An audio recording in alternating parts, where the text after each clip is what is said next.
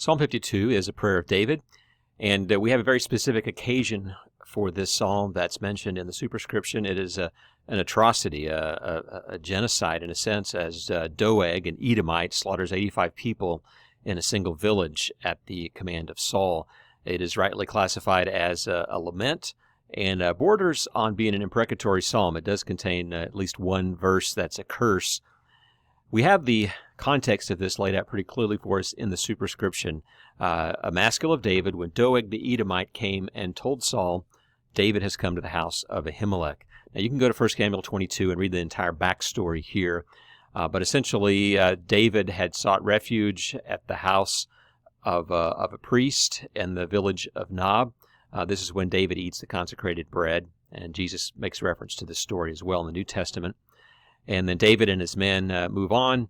Saul comes to this village. Of course, he's hunting David, and he finds out that the priest has sheltered David and his men for some time. And so Saul is quite angry, and he orders his men to kill the priests. And they refuse to do so. They're more honorable than that. Even though the king has commanded them to kill, they will not do it. But there is an Edomite who is there. His name is Doeg, and he is more than willing to do it. Perhaps this is a power play. Perhaps he feels like this is his opportunity to get in good with Saul. And so he raises his sword, and before he is done, he has slaughtered 85 priests. And the text tells us not just the priests, but he put to sword man and woman, child and infant, ox, donkey, and sheep he put to the sword. So he just went crazy in a horrific bloodbath. And David gets word of this, apparently, and composes this psalm in response. So you can imagine David's anger, David's even sense of guilt that perhaps it is his fault because he sought refuge there. And so you can imagine his emotions as he pens the words of this psalm. He begins by describing the enemy, and by O mighty man in verse 1, he is speaking of Doeg, this singular man. And notice how he accents the words of this mighty man. His tongue plots destruction. He loves lying. He's deceitful.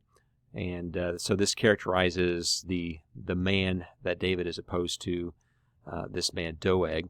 But here's the curse in verse 5. God will break you down forever. He'll snatch and tear you from your tent. He will uproot you from the land of the living. So this suggests a sudden and final destruction of this man, an uprooting, a tearing that will take place.